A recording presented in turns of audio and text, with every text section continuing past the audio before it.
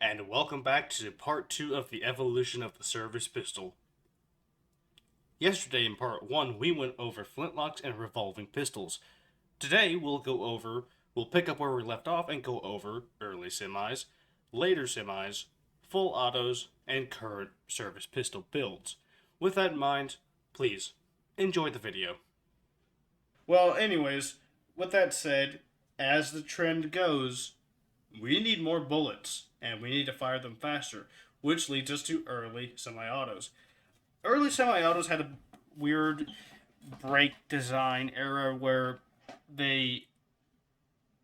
The question wasn't, is semi-auto pistols the future?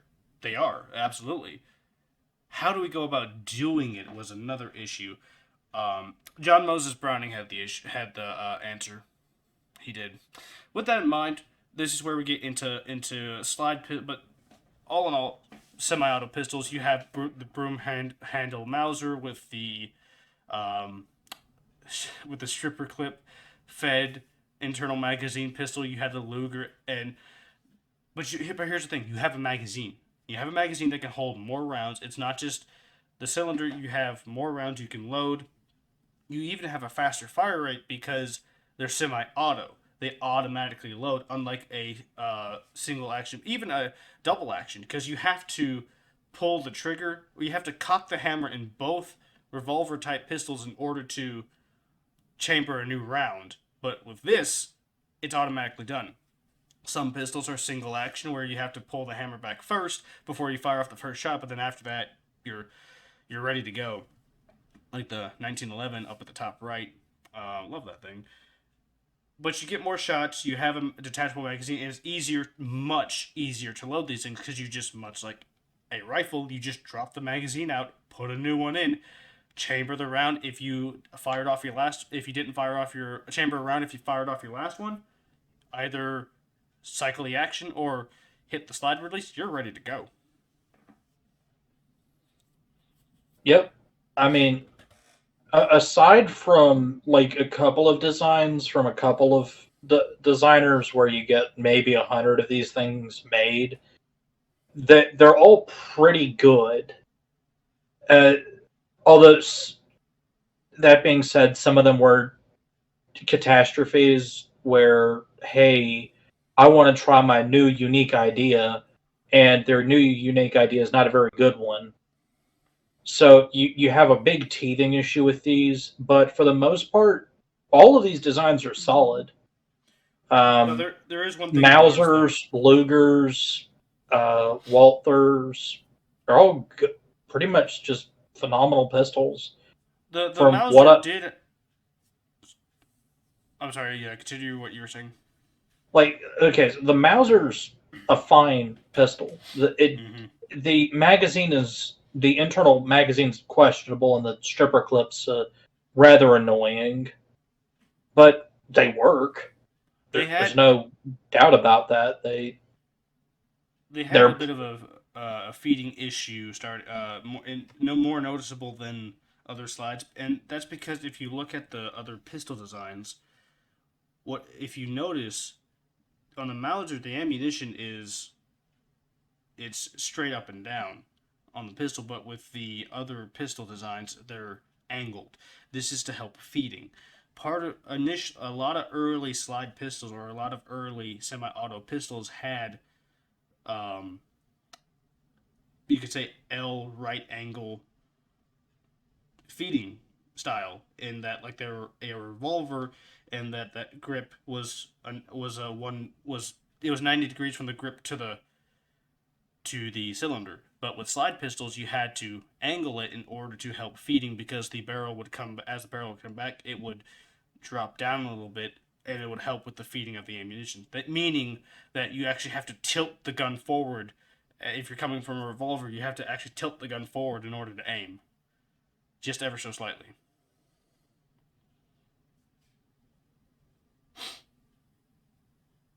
Yes. but to finish off, there were none of these like Excuse you. I apologize. I'm sorry. I didn't mean to. That one came out of nowhere. not cutting that in post. Okay, yeah, I'm gonna not say what I was originally gonna say. I'm having an internal debate on it right now. Mm. Okay, so I'm good. All right. I'm good One here. thing I'd like to talk about. All right, so moving on. Something very odd that they did, and it was actually funny because I think I'm trying to remember exactly when they started. What I looked at is prototypes were made in 1900s, just early 1900s, where they actually took a revolver and they were actually able to make a Oh no. semi-automatic revolver. We agreed we weren't gonna Uh, talk. We agreed we weren't talking about at that. least, he's not bringing. Oh, okay, I'm gonna bring it up. The magazine-fed revolver. That is a thing. Yes, That yes, yes, yes, monstrosity. It Yes. was in the 1900 exactly, or 1901. They made a. It was, I think it was like 2 cylinders. One cylinder fired, the other cylinder was loaded. No, it was. Oh gosh, what was this? We're, I've got the that's. blueprint in my mind, but I don't remember how it worked. I don't even want to talk. I want to move. I don't want to talk about this thing, guys. I mean, come on. It had a cylinder, and it had basically, if I'm remembering this correctly, and there's a big chance that I'm not remembering this blueprint correctly, but basically the magazine fed the cylinder, and I don't remember how it was supposed to eject. I was talking about there's a Norwegian one where it's actually, what do you call it? It's a magazine in the what do you call it? In the handle, kind of like Yeah, yeah, I a know. regular semi-auto. But this one did have 2 cylinders. I don't know how to eject it either, but it's an interesting gun. It's Interesting certainly is the only interest. good thing about it. It's one of those things where someone like saw that they could but didn't ask whether they should. I agree. I agree. Yes, Also it's a was that the monstrosity. I thought it deserved to at least be discussed well, it's slightly. like There was a it, middle ground. It wasn't good. there It's was a true. guy who came up with a pistol, and instead of ejecting out of the top side or like bottom like a normal gun, it ejected directly behind the gun. Hot brass, So if you're anybody? so it was just like pelting you in the face with hot brass. Convenient. All right. Well, And I forget what that stupid thing was called. Gosh, I can't remember anything. but with that said, we'll move on to later semis. Later semis had a typical trend in that they became double action, much like revolvers. You pull the trigger. If the hammer is down, it'll cock the hammer and fire, and simply more rounds.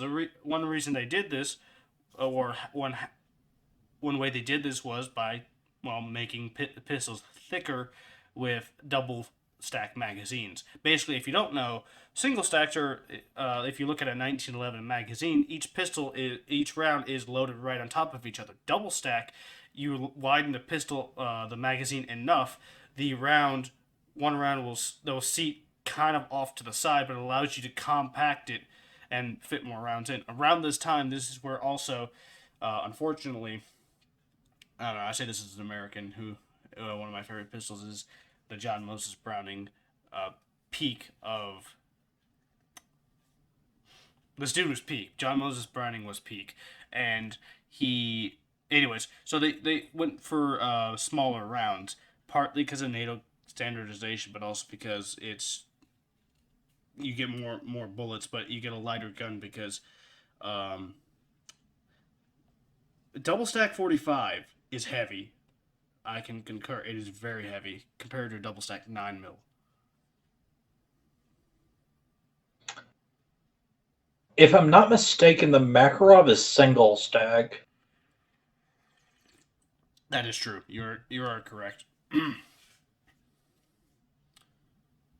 Dude, don't be giving me too much credit. No, it's just this is the trend of later semi-automatic pistols. The other thing that they did was a lot of these guns went with the introduction of like polymers. Okay.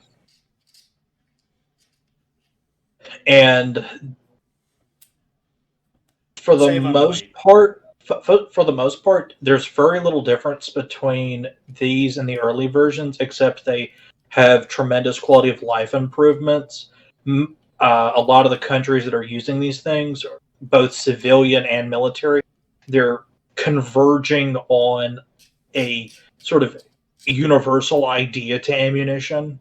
Stuff like 9x19, 9x18, you know, everyone used this bullet. Some kind of 9 Although, millimeter although, ammunition. although, of course, there are still people who, and some companies, who thought it'd be a very funny idea if, well, I'm just going to be unique. And I said we were going to use 9x19, but have you heard of 9x21 or something like that? 9x21, I don't even know if that's a thing. But Or is it they, what's like the Russians did, where it's NATO uh, uses 9 by what's it 9? yeah, Sideburns. What was the NATO versus Russian 9 millimeter debacle? So the Russian was, I believe, 9x18 versus 9x19. 9x19 being the NATO, and 9x18, of course, being the it'd be 9 millimeter Makarov. It's so and that stupid. that one It's that one so millimeter made stupid. all the difference. Oh man. It also comes down to the shape of the projectile as well, because the projectile on, we'll see, most of the Makarovs, it's shorter, I believe, or rounded, something like that. So its appearance is overall a lot shorter, so it can actually fit into the gun. I mean, that is a very short gun. What was the? I mean, you've always got stuff like 38 special, a 40. Um, I mean, if you're gonna use 40, just use 45. Daggum. and a couple of other calibers where it's like, you didn't need to make that. Like, you could, and some of it's out of, we want to use our own ammunition and we don't want to use anything that, like, our opponents can use, because if the opponent raids our supply dumps, they can use our ammunition, but also we might be able to take their ammunition. And it was decided, hey, we just don't want anyone, no one will basically have the same ammunition types. Yeah, Which is that's about it. rather annoying, and it's also rather annoying because some of these guns are really cool. They'd be really cool to shoot, but you cannot get their ammunition because, hey, I want to make it out of I want my 8.5 millimeter bullet. Mm. But yeah, that is later semi-auto pistols. Just overall, compared to the early versions, quality of life improvements. All right, automatic pistols. So this is actually the slide that William had requested. We wanted to do a brief. We wanted to do a brief on automatic pistols, but I didn't. I deemed it there's not enough to talk about to do a whole brief. So we relegated it to I relegated it to a slide. And all in all, auto pistols are, for the most part, most auto pistol designs can be, if you said that these are submachine guns, ignore the bottom left for now, these are submachine guns, and then you said that, or and then someone said no, these are big pistols, you'd both be correct. What's the difference? Great question. Moving on. They're diet SMGs essentially. They're they're just really that's really the best way to describe it. I believe the I'm trying to ignore the image of that full auto Stendo Mag 1911, but I'm not gonna go there. Ooh, that's rough. But that was a thing, by the way. But the most They didn't need to make that. That was totally unnecessary. Godless creation. It very much, it very much was a godless creation. Um, Browning the decided he was going to flood the earth again. but the thing with the automatic pistol, the pistol to be the literal definition of an automatic pistol is a Glock 18 down there in the bottom left. It's literally Glock said it's an automatic. It's just a pistol, but automatic. What more do you want from me? And really, much like auto shotguns, you'd think that this is more ammunition, loaded faster. This would be good. No, not really. And ignoring the whole thing with room clearing and whatnot, these weapons are like what we mentioned in the shotgun brief, which you should have watched. These shotguns, dadgummit, these weapons are really utility weapons. They're not main combat weapons. Now, officers and NCOs will carry pistols, but they're not. They're strictly for utility purpose, i.e., in the situation where your primary weapon is not serviceable, or you cannot use it and you cannot no longer use it in combat, say because you ran out of ammo or your gun broke. This is when you use or you're in a situation where it's so tight, close quarters. It's actually better to use a pistol with better dexterity than your rifle. So, with that in mind, that's where pistols come into play. So, an SMG, a full auto pistol, has a fire rate faster than an AR, has a magazine size half as much, and yet it has a faster fire rate. So it's plus you carry less ammo than you would your AR. So with that in mind, auto pistols just really weren't worth it because they required a lot of ammunition to feed these things because they are just short of having the fire rate of a minigun, of a rotary gun. Well, the other thing is that your recoil is not great. Recoil control is hard on these things, Oh yeah, that goes without and saying though. you only keep most soldiers only keep two or three extra magazines of pistol ammo. So you can drain a Glock 18's I think it's 15 round magazine in a couple of seconds if you're lucky. Mm-hmm. And the couple second burst per magazine is not very helpful. I mean, it has a use in like a circumstance, but for 90% of combat where something like this would be used, the semi-auto pistols do the job just as well.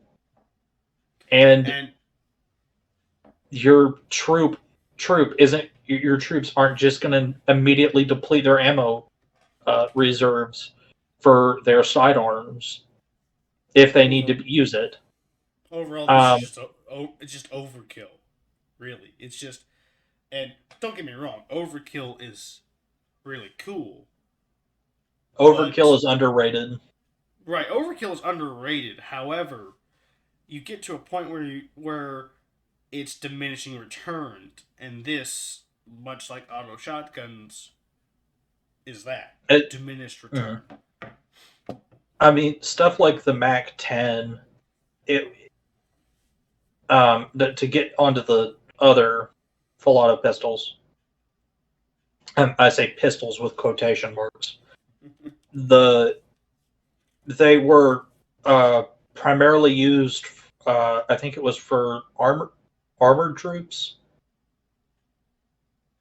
in the U.S. Army, if I'm remembering that correctly. That and like uh, SWAT teams. I don't. I'm not sure about that. What the hell do I know? The whatever. Basically, you needed heavy fire with low caliber ammunition, heavy fire, but stored in a very small package. Uh, or we need a smaller MP5. I know the SWAT team thing is accurate, but I don't know about the armored thing. because they were just given rifles, and they just had rifles on their kit, out on the vehicle. They carry their sidearms on their hips and their rifles on their packs. So,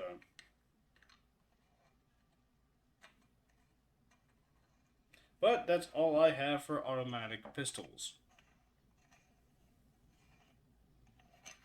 Okay. I mean, I think that's all I had. I'm good here as well. On time. All right, now that leads us to Oh my gosh. the modern pistols. So essentially, there isn't much to say. They okay. They Glock all at this clone, point. Glock clone, Glock clone, Glock clone.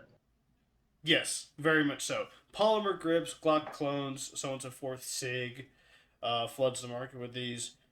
But they moved to what's called striker fire or internal firing mechanism, where they do not use a hammer anymore. They use an internal firing mechanism. It's just a striker that is told to it's spring loaded and it hits the firing pin.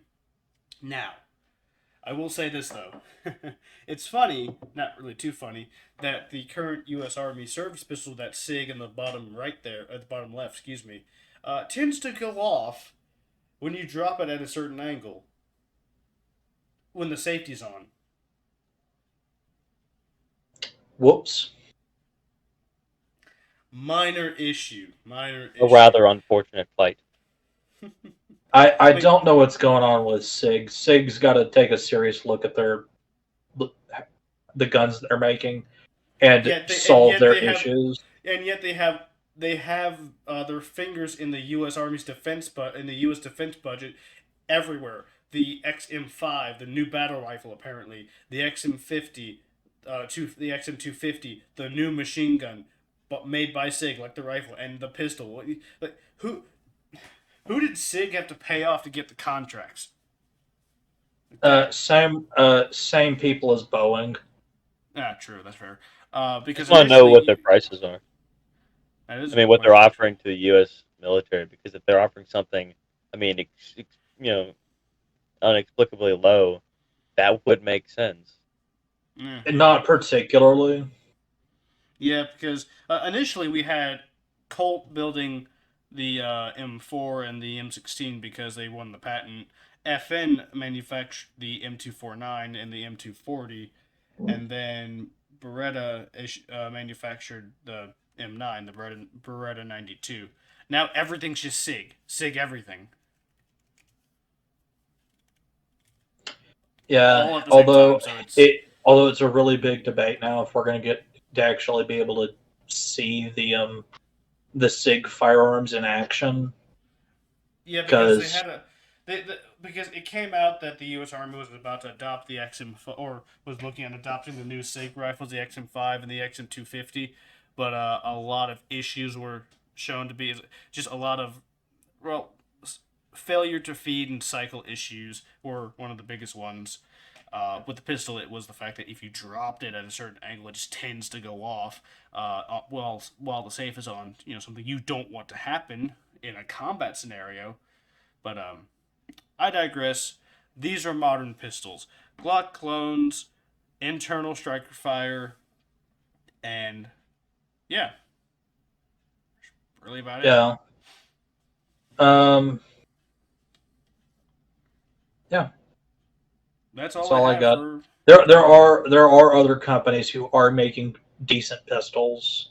Very much so. That Springfield Armory. Look at Palmetto State Armory. They make a few. They got their dagger that's coming out. I haven't heard any Oh, it's already come out. It's pretty good. Okay, I guess I just haven't watched enough reviews of it. The Smith & Wesson SMP. Yeah. Or no, Smith & Wesson M&P. Sorry. Not SMP. No.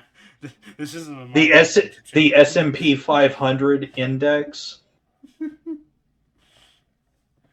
But with that in mind, that's all I have for modern pistols. Sideburns. I'm good. All right, sweet. This has been the Think Bunker. Your local idiots. I wouldn't say we're idiots, mostly. Anyways, with that in mind, That's my job. uh, That's my job. That's what I'm here with for. with that in mind, thank you for watching. We do appreciate it. For some reason, you like just listening to nerds ramble on about military technology. With that said, don't forget, like, comment, subscribe. Seriously, comment. Tell us if you want us to do something, or uh, if we got something wrong, because Lord knows we probably have. Let us know. Tell us what you think. Give us suggestions. If they're if they're practical enough, we'll do them. I mean, we'll take a serious crack at it. But with that said, thank you for watching. Now get back to work.